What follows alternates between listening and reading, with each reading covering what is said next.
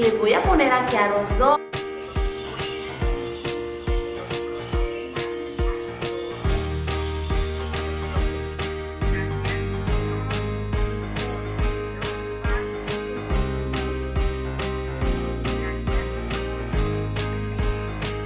¿A qué?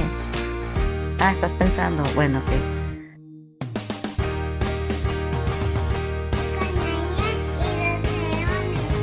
Sí, y él estaba dormidito y empezó una gran tormenta.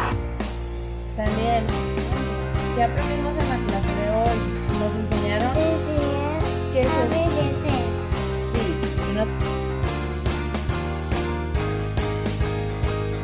Hola de nuevo, niños, vamos a empezar con nuestra alabanza el día de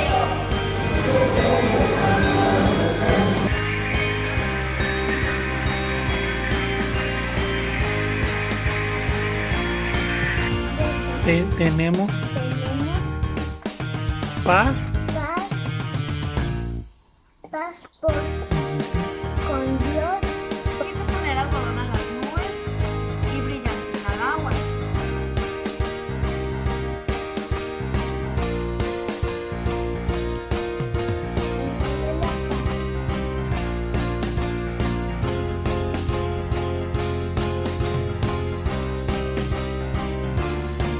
Con ustedes, Daniela. Hola niños, esperamos que estén muy bien.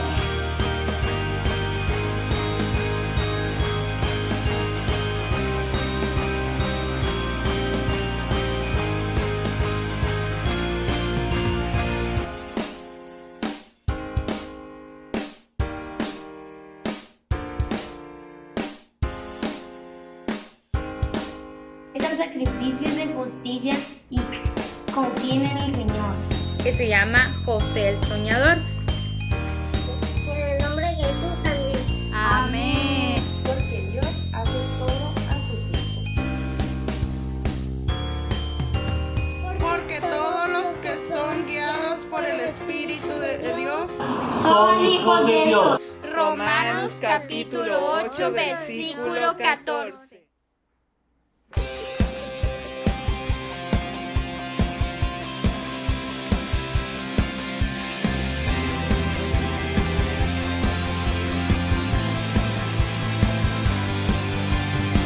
El día más grande en la historia, Él rescató la muerte, derrotó. Canten lo que Cristo vive hoy. Hacia la cruz y la tumba, vida eterna tú ganaste, Dios. Griten lo que Cristo vive hoy. Vive hoy. Oh, día feliz, la paz de mi maldad. Oh, día feliz, jamás seré igual. Por siempre me cambió.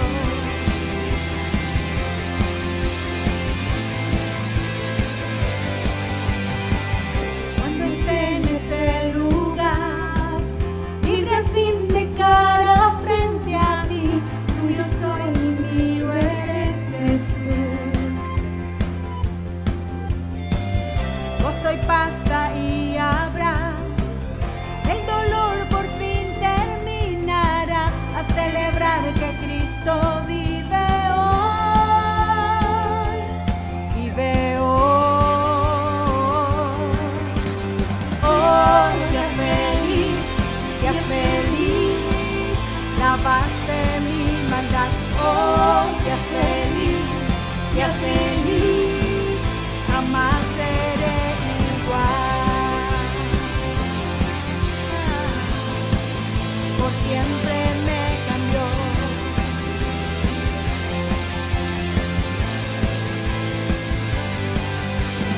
Oh, qué glorioso día, qué gloriosa manera que me salvaste. Oh, qué glorioso glorioso día, qué glorioso nombre.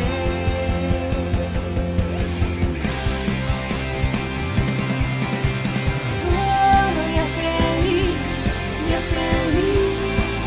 lavaste mi maldad. Oh, día feliz, jamás seré igual. Oh, día feliz, lavaste mi maldad. Oh, día feliz, jamás seré igual.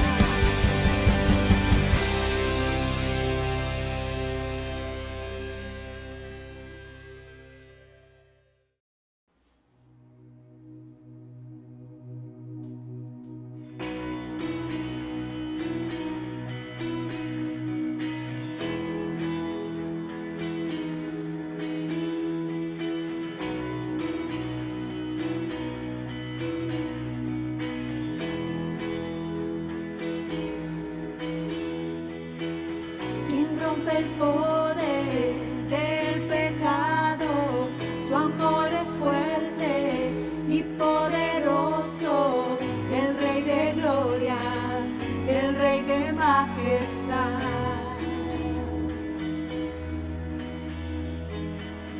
Conmueve al mundo con su estruendo y nos asombra con maravillas. El Rey de gloria, el Rey de majestad. Gracias sublime es, perfecto es tu amor. Tomaste mi lugar, cargaste tú mi cruz, tu vida diste ahí. Y ahora libre soy.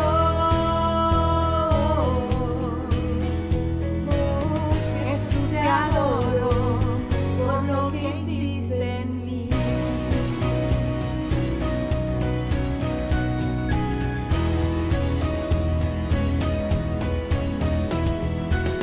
Pusiste en orden todo el caos, nos adoptaste como tus hijos. El Rey de gloria, el Rey de majestad. El que gobierna con su justicia y resplandece con su belleza. El Rey de gloria, el Rey de majestad. Gracias sublime es, perfecto es tu amor. Tomaste mi lugar, cargaste tú mi cruz,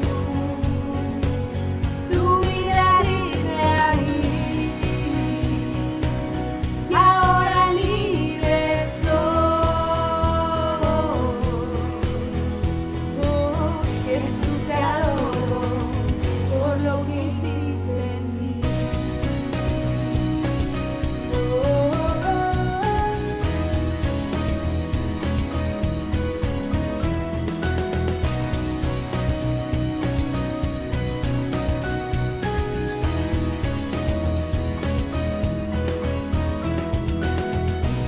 Cordero de Dios, digno es el Rey que a la muerte venció.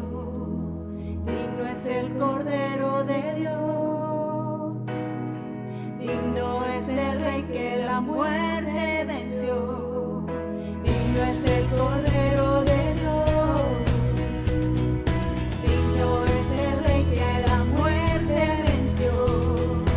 Digno es el Cordero de Dios, digno, digno, digno.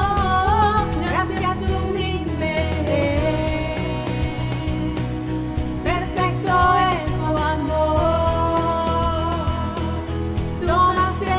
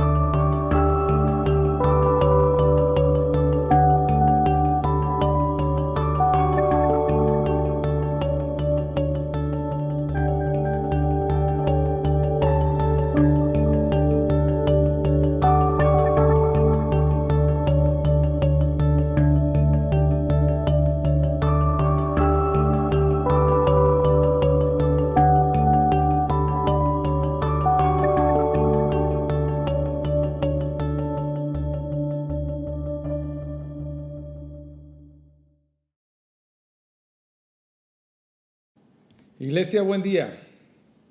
Gracias a Dios por este nuevo día, por esta nueva oportunidad. Hoy, 25 de octubre, domingo 25 de octubre, y nos disponemos a meditar en la palabra de Dios. Agradecidos con el Señor por la vida, por la salud, y podemos decir, hasta aquí el Señor nos ha ayudado. Y por eso esta mañana estamos agradecidos. Y después de este tiempo de alabanza, de oración, pues disponemos nuestro corazón para recibir el mensaje, la palabra de Dios. Amigo que nos acompañas, ya sea que estés atento en este momento o posteriormente te encontrarás con esta enseñanza, esta prédica, igual que tu corazón esté dispuesto para recibir la palabra que Dios tiene para ti, que no es ninguna coincidencia que estés aquí escuchando este mensaje. Así es que vamos a orar dándole gracias a Dios y luego presentamos el mensaje que creo Dios ha puesto en mi corazón esta mañana para la iglesia. Padre, te damos gracias, te bendecimos. Gracias por este regalo de este día, el poder levantarnos esta mañana y poder agradecerte tus favores y tus misericordias. Hoy, domingo, nos disponemos a meditar y reflexionar en la palabra, tu palabra. Te pido, por favor, nos dirijas y que cada corazón esté dispuesto para recibir lo que tú tienes para cada uno de nosotros. En el nombre de Jesús.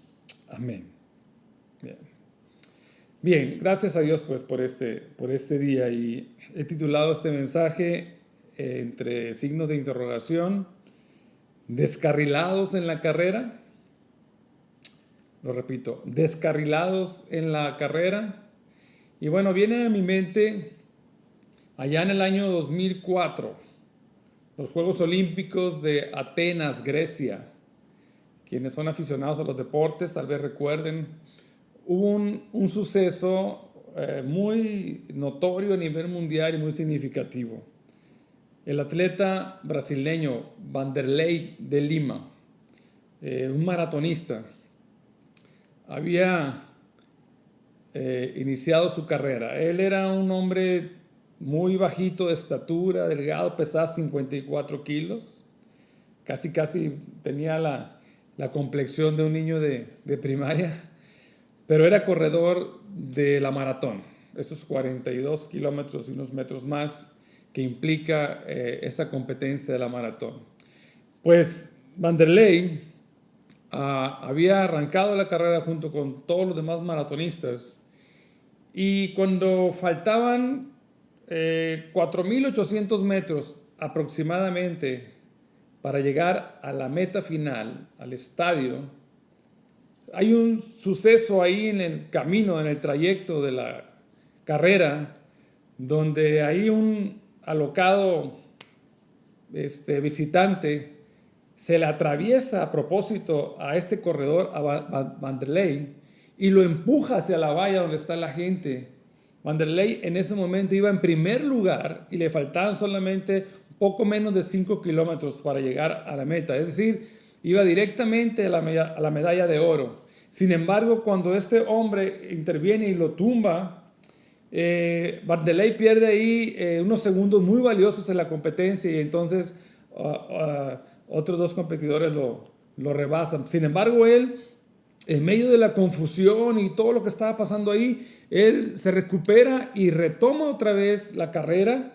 Y vaya que a estas alturas de la carrera ya el cuerpo está muy agotado, prácticamente deshidratado, y cuesta trabajo volver a entrar en ritmo, según los expertos. Sin embargo, él hace todo el esfuerzo y se encamina a la carrera. El caso es que Vanderlei llega en tercer lugar al estadio de Atenas y la gente lo aclama ese día porque habían sabido, porque las cámaras, las pantallas que hay ahí en el estadio, lo que había sucedido. Pero este hombre, ¿sí?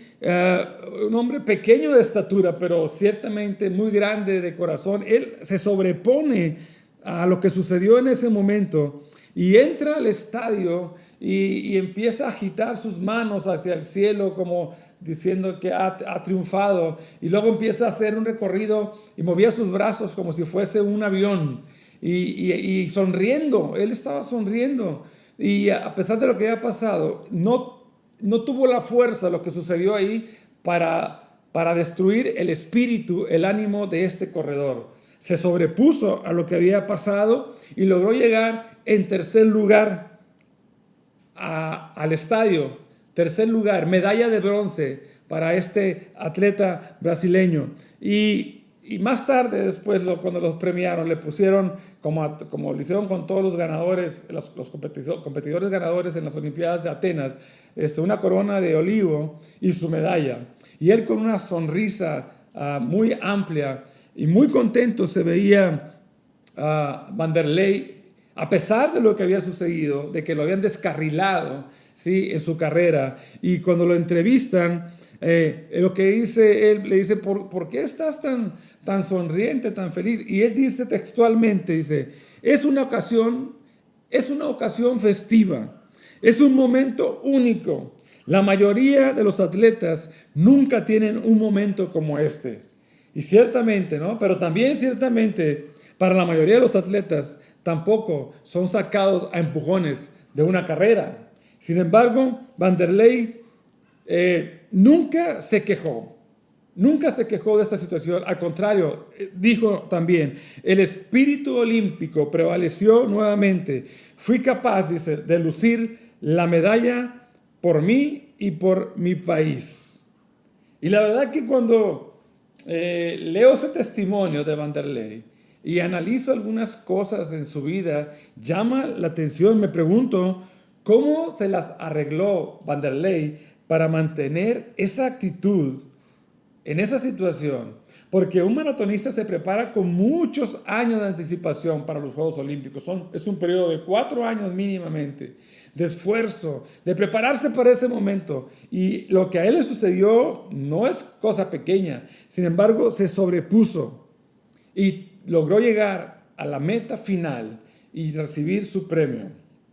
Y quiero comentarte esta mañana, todavía hay muchos saboteadores como ese tipo que empujó a Vanderlei. Hay muchos saboteadores de carreras entre la multitud de espectadores que nos rodean. No tienes que correr un maratón para pasar de ir en los primeros lugares al frente del pelotón y de repente verte al fondo del pelotón de corredores. No tienes que ser maratonista, sino pregúntale a los niños que se reúnen alrededor de la tumba de su madre, o a los pacientes que esperan su turno para el tratamiento de cáncer, por ejemplo.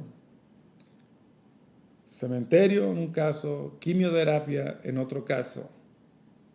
O al cónyuge que se va de la casa. Pregúntale al soldado que regresa de la guerra sin alguna de sus extremidades, por ejemplo. O preguntémosle a los padres, ¿sí?, de la hija que desapareció de su hogar, o a la familia que se quedó sin su casa después de un huracán.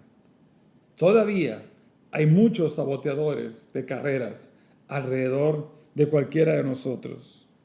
Y la pregunta es, ¿la vida te descarriló trágicamente? ¿Ha habido algún suceso fuerte en tu vida y sientes que fuiste descarrilado cuando ibas en buena posición en la carrera? La pregunta es, ¿cómo volver a la carrera?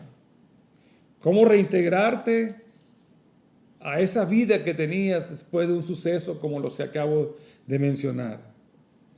Pero no es nada fácil. Sin embargo, te quiero contar de otro corredor, ¿sí? Quiero que lo consideremos, otro corredor, para que nos demos una idea, y quiero que te fijes bien en él. Y lo vamos a hacer de una manera imaginaria. Vamos a asomarnos una pequeña ventana en un muro de una cárcel. Fíjate bien en aquel hombre que está allá al fondo, en el piso, amarrado con cadenas en sus pies y en sus manos, ¿sí? Aquel tipo que se ve ya envejecido, que su rostro se ve, sus hombros caídos y su nariz encorvada probablemente.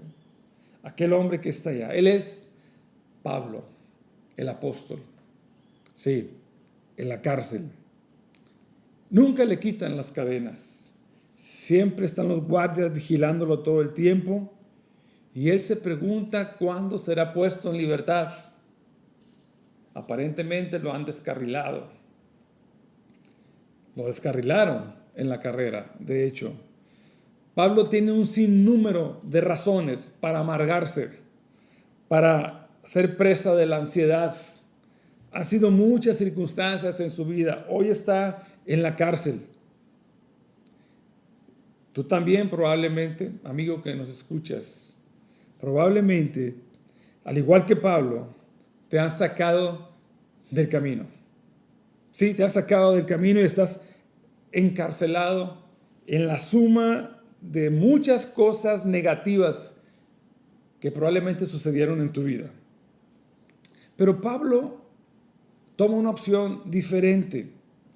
Pablo opta por algo distinto. En lugar de ponerse a contar los ladrillos que tiene la pared de su celda, Pablo como que siembra un huerto interior en su alma. Y fíjate bien, Pablo elabora una lista detallada, no de los maltratos de la gente, sino de cada uno de los detalles que le han mostrado la fidelidad de Dios hacia él en cualquier circunstancia. Y eso es lo hermoso de esta mañana. Pablo está probablemente descarrilado, sí, pero todavía en la carrera. Todavía firme ahí. ¿Cómo lo logró? ¿Cómo lo logró? Podemos resumir las razones en una palabra y podemos reducir todas las respuestas a un simple verbo. Y eso es, Pablo lo logró debido a la confianza que tenía en Jesucristo. Lo conocía y sabía que por Jesucristo, a pesar de todas las circunstancias, inclusive que lo hayan descarrilado, todo iba a estar bien. Pablo confió en el cuidado de Dios. Él no sabía por qué sucedían las cosas, ciertamente. No sabía cómo se resolverían sus problemas tampoco. Pero sabía quién estaba en control y a cargo de cada una de sus situaciones. Y eso marcó la diferencia en la carrera de Pablo. ¿Sí? Impresionante. Quiero contarte también una historia más reciente que tiene que ver con José. José era un tipo que no cuadraba mucho con el prototipo de las personas encargadas de darle la bienvenida en las iglesias, ¿sí? José no olía bien, tenía una barba blanca ya muy larga, casi hasta la cintura, y usaba siempre un gorro que le controlaba ese cabello duro que tenía. Y José había perdido más dientes que los que tenía. Es decir, no era un candidato en una iglesia normal para estar ahí recibiendo a la gente. Sin embargo, en esta iglesia donde él se congregaba, la iglesia de Netivia, lo pusieron ahí para recibir a la gente. Y la gente lo conocía y lo apreciaba. Conocía su historia y escuchaba y les encantaba contar la historia de José. Y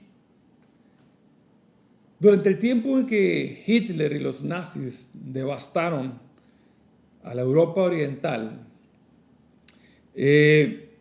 allá hace varias décadas, José fue capturado y apresado en un campo de concentración.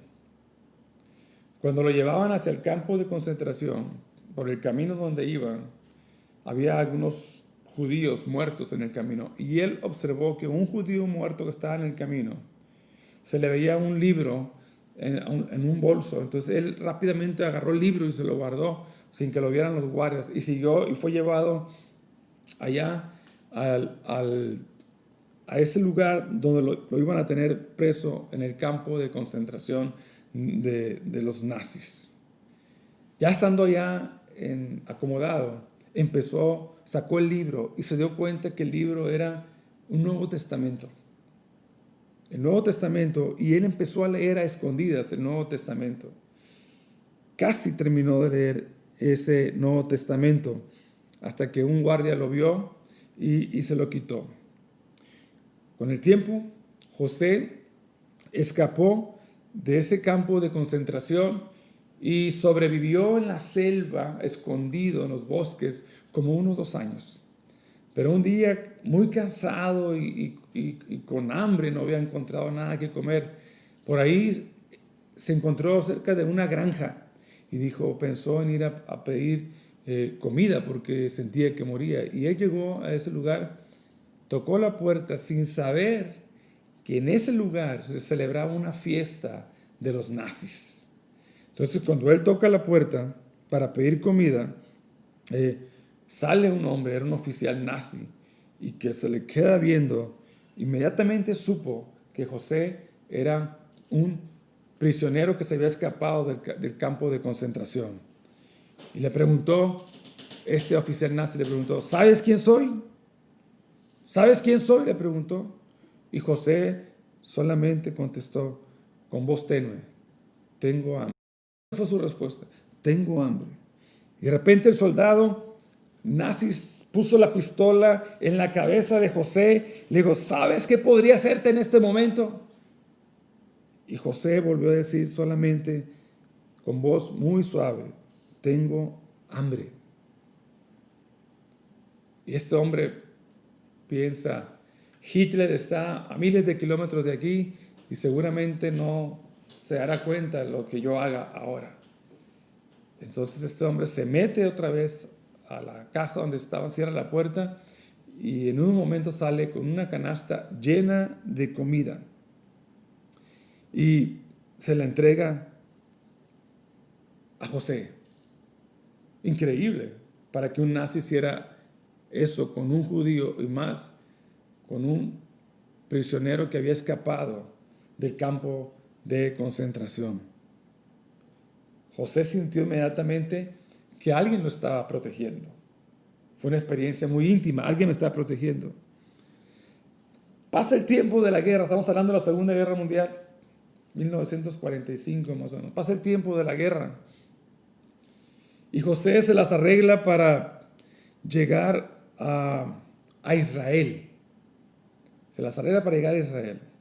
A él le había afectado mucho todo ese tiempo de abusos, de la prisión, del campo de concentración. Y José había perdido varias habilidades, no hablaba muy bien, no se movía muy bien, era un poco retraído.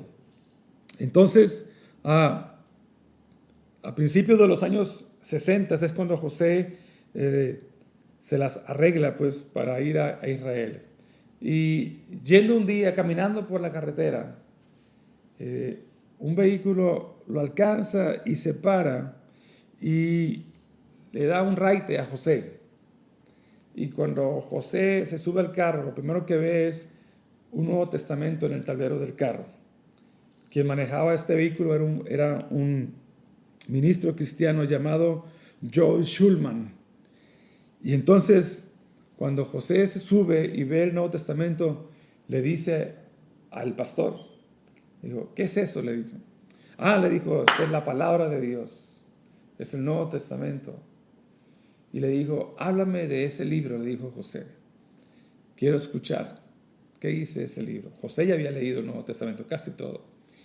Entonces el pastor dijo, esta es mi oportunidad para evangelizarlo. Y le dijo, y no me voy a bajar de este carro hasta que termines de hablarme la historia de ese libro.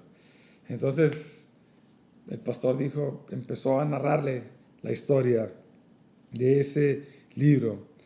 Y entonces, ya que este pastor narró toda la historia de la salvación para José, José cayó en cuenta que solamente Jesús pudo haber inclinado el corazón de aquel oficial años atrás que lo encontró en aquella granja para que no lo matara. Solamente Jesús pudo haber hecho algo para que no lo matara y además le otorgara comida en aquella granja.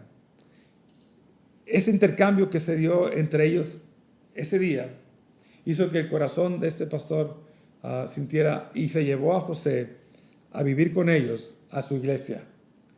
Y entonces José vivía ahí, y así como José, como el apóstol Pablo, vivió una prisión de infortunios, de cosas desagradables, así también como el apóstol Pablo convirtió su desdicha en una agencia de la esperanza, lo mismo hizo José con la ayuda de aquel pastor.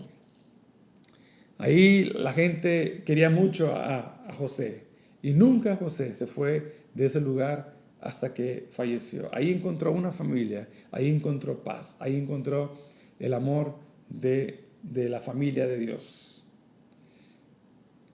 No lo descarriló, quisieron descarrilarlo, pero Dios lo puso otra vez en el camino correcto, ¿sí? Bajo la gracia y el favor de Dios. Esa es una historia real. Y quiero que vayamos al Salmo 84, versos 5 y 7, para que veas lo importante que es lo que estamos diciendo. Dichoso el que tiene en ti su fortaleza, que solo piensa en recorrer tus sendas. Cuando pasa por el valle de las lágrimas, lo convierte en región de manantiales, como el apóstol Pablo. También las lluvias tempranas cubren de bendición el valle. Según avanzan los peregrinos, cobra más fuerza, y en Sión se presentan ante el Dios de dioses. Iglesia, en nuestra vida vamos a tener que enfrentarnos a etapas de desgaste. Y como todo en la vida se acaba, así también nosotros llegaremos a esa parte un día. Es importante ver que a diario tenemos que ir reemplazando algunas cosas. Tenemos que recargar o simplemente tenemos que llenar lo que está por acabarse. En la vida cotidiana lo vemos, ¿sí? Por ejemplo, la gasolina de nuestros vehículos se agota y hay que volver a cargar el tanque. El aire de las llantas, periódicamente tenemos que revisarlo porque va perdiendo presión la llanta de los vehículos, por ejemplo. El aceite del motor se va desgastando, hay que renovarlo cada cierto tiempo. En casa, por ejemplo, cuando el refrigerador se vacía, hay que volver a recargarlo con alimentos. La batería de algún aparato, la batería de los teléfonos, de los relojes, aún nuestros estómagos cuando están vacíos, pues tenemos que comer para volverlos a llenar. El tanque de gas de la cocina igualmente. El medicamento que se ha terminado hay que reponerlo. En fin, muchas cosas, ¿sí? Hay que recargarlas, hay que volver a llenarlas. Entonces, es fácil entender que en la vida todo tiene que reponerse cuando ya ha llegado a un límite o cuando se ha acabado. Eso es un proceso natural. Lo experimentamos en el día a día. Y pasa lo mismo con la vida de los creyentes. Llega un momento también, iglesia, con tantas presiones, con tantas situaciones como las que estamos viviendo, por ejemplo, ya tantos meses, que es nuevo para nosotros. Pero en las situaciones cotidianas, la enfermedad de un hijo, de un familiar, la pérdida del empleo, etcétera, etcétera, también van generando un desgaste espiritual, ¿sí? Por el constante roce con esos problemas cotidianos que como cristianos enfrentamos día a día. Por lo tanto, Por lo tanto, tenemos que recuperar o recargar nuestras energías y solamente lo podemos hacer en aquel que nos la puede dar. Y es ahí donde tenemos que ser muy inteligentes y saber exactamente dónde podemos, como decimos normalmente, cargar nuestra pila espiritual. Dónde podemos tomar esa fuerza, esa fortaleza. Y el único lugar para nosotros, la única estación para recargar nuestra batería espiritual es recuperando nuestras fuerzas en Dios. Ahí tenemos que conectarnos. Cuando ya está marcando rojo el cargador de nuestra vida espiritual, cuando sucede esto. Dice la palabra de Dios, dice Salmo 40, 21, 31, Él fortalece al cansado y acrecienta las fuerzas del débil. Aún los jóvenes se cansan, se fatigan, y los muchachos tropiezan y caen. Pero los que confían en el Señor renovarán sus fuerzas, volarán como las águilas, correrán y no se fatigarán, caminarán y no se cansarán. ¿Quiénes? Aquellos que renuevan sus fuerzas en el Señor. Aquellos que saben a dónde acudir cuando la vida nos ha tratado con muchas dificultades, cuando alguien nos ha empujado en medio de la carrera, cuando alguien nos quiere sacar de la carrera. La Biblia dice que Él fortalece al cansado y acrecienta las fuerzas del débil. Aún los jóvenes se cansan, dice, y se fatigan, y los muchachos tropiezan y caen, pero los que confían en el Señor renovarán sus fuerzas. La palabra clave, confianza en el Señor, y nos levantará y volaremos como las águilas, dice, correremos y no nos fatigaremos, caminarán, dice, y no se cansarán. No dice que es en la búsqueda de lo material, no dice que es en lo secular, no es en lo sentimental, no en la vanidad, no en lo superficial, no. Dios es nuestra fuente inagotable de fortaleza. Tenemos que decirlo y repetirlo. Solamente Dios. Por eso el apóstol Pablo le dijo a los Efesios en el capítulo 6, verso 10, por último, fortalezcanse con el gran poder del Señor. No le dijo conteniendo muchas cosas, teniendo fama, o viéndose bien en su figura física, o teniendo un rostro bonito, o tener un cuerpo lleno de músculos. No. Fortalezcanse en el gran poder del Señor. Carga tu pila, estaba diciendo el apóstol. Mantente enchufado a Él las 24 horas. Así como tenemos una preocupación constante por nuestro aparato telefónico, el teléfono celular, de estarlo conectando, inclusive nos agotamos la pila y seguimos conectados y hablando y usándolo, etcétera, etcétera. Mantengámonos enchufados al Señor 24 horas al día. El lugar donde podemos recuperar nuestras fuerzas es el lugar de la palabra de Dios. ¿Cómo hemos insistido en ello? Es en la palabra de Dios. El Salmo 119, 81 dice, esperando tu salvación, se me va la vida. En tu palabra he puesto mi esperanza. En tu palabra he puesto mi esperanza. Quiero decirte, amigo, quiero decirte, iglesia, que las promesas que encontramos en la Biblia no son para un club VIP. No. Las palabras, las promesas que encontramos en la palabra de Dios, ¿sí?, son para todos nosotros sin excepción, no para el club VIP de cristianos, para todos nosotros cuando la buscamos de todo corazón, porque la palabra de Dios es alimento a nuestro espíritu. Dice Mateo 4:4, Jesús le respondió, escrito está. ¿Te acuerdas cuando el diablo tentó a Jesús en aquel monte de la tentación?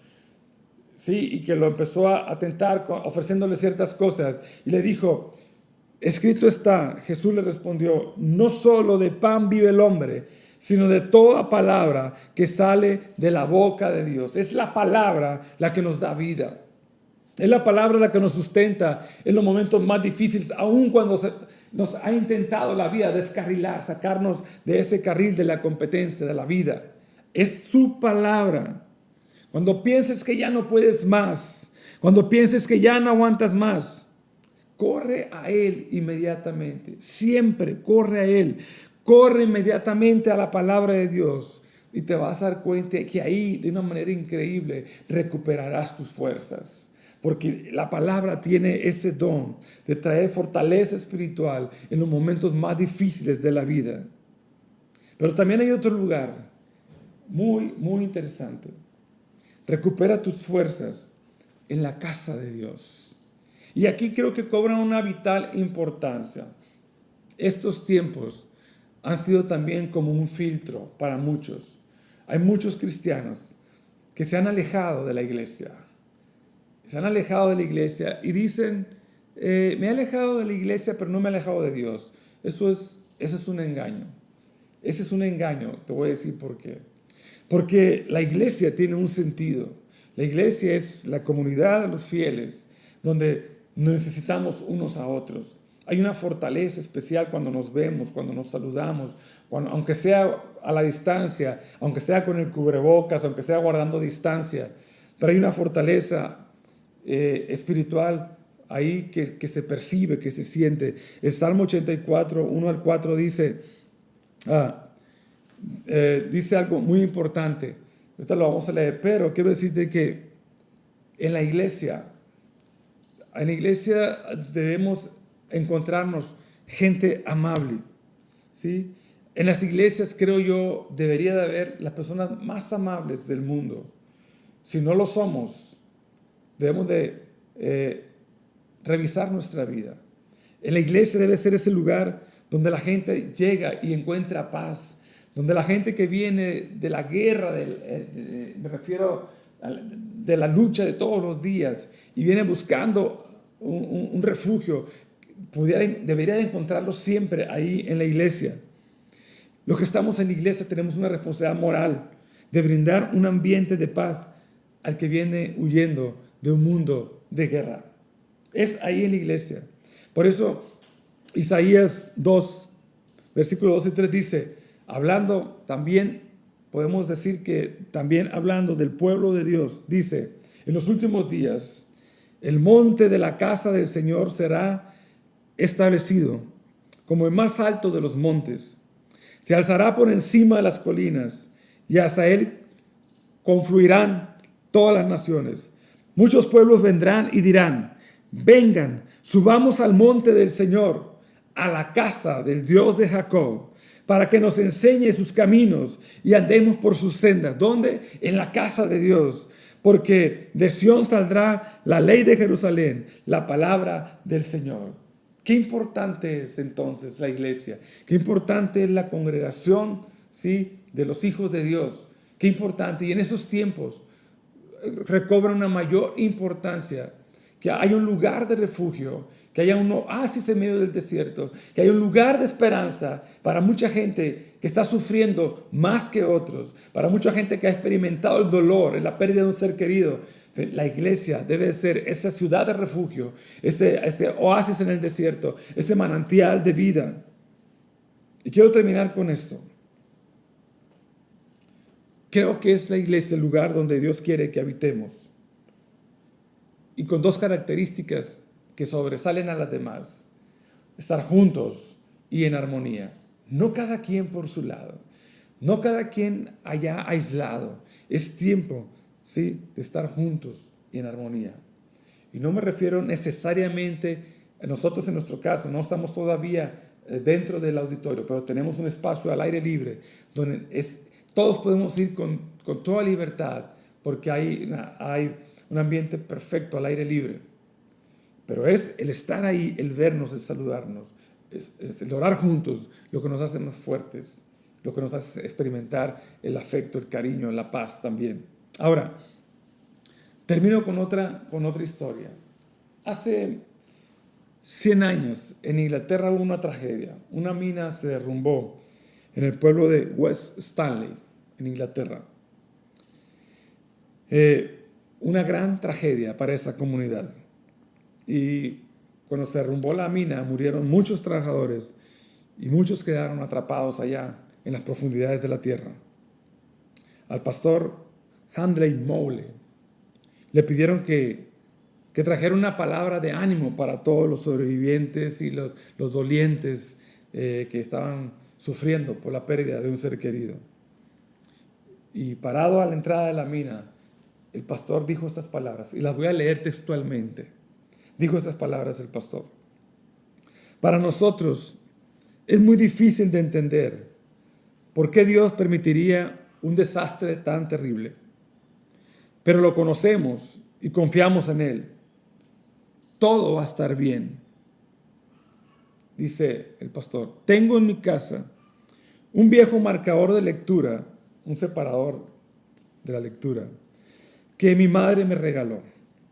Está elaborado en seda y cuando examino la parte de atrás, lo único que veo es un montón de nudos e hilos enredados que parece un artículo defectuoso y de mal aspecto. Pero cuando lo volteo y lo miro por el lado correcto, veo allí mismo, bellamente bordadas, las palabras que dicen: Dios es amor. Esas palabras, esa expresión, Dios es amor. Vemos lo sucedido desde el reverso, dice. Algún día lo veremos desde otro punto de vista y entenderemos. Iglesia, sin lugar a dudas, así será. Hay cosas que hoy no entendemos. Estamos viendo la parte de atrás del bordado, hilos por todas partes. Pero, sin lugar a dudas, un día vamos a entenderlo. Hasta entonces, podemos enfocarnos menos en los hilos enredados y más en la mano del tejedor. Iglesia, aprende una lección hoy muy importante. Sé que pudiéramos estar, cualquier persona, amigo que escuchas, pasando una situación difícil, una situación terrible tal vez, una situación que ha tratado de sacarte, ¿sí?, del carril, que ha intentado descarrilarte en la vida y te ha lastimado. Pero la enseñanza esta mañana: recobra las fuerzas en el Señor, ve a la palabra y reúnete con la iglesia para que encuentres lo que estás necesitando para recargar esas fuerzas espirituales, y aprende la lección del maratonista, aquel pequeño hombre de estatura, pero de un gran corazón, Vanderlei de Lima. No dejes que los obstáculos en la carrera te impidan disfrutar la ceremonia de premiación final. No permitas que nada te robe el privilegio del premio al final de la carrera. No importa que haya muchos saboteadores de la carrera, no importa que haya muchos que te quieran sacar, descarrilar de tu camino. No, aprende de este corredor y mantente con la sonrisa y levanta tus brazos al cielo como un avión y emprende también simbólicamente el vuelo hasta la premiación final. Que Dios te bendiga. Este es mi mensaje para ti esta mañana, esperando que traiga una inspiración a tu corazón y que seamos obedientes a su palabra y sepamos buscar en el lugar correcto lo que necesitamos para recargar nuestra batería espiritual y tener siempre la fuerza para que, aunque la vida nos intente descarrilar, tengamos la voluntad y la fuerza para retomar el camino y lograr la meta final. Bendiciones, una semana muy próspera en el amor del Señor. Que Dios te bendiga. Amén.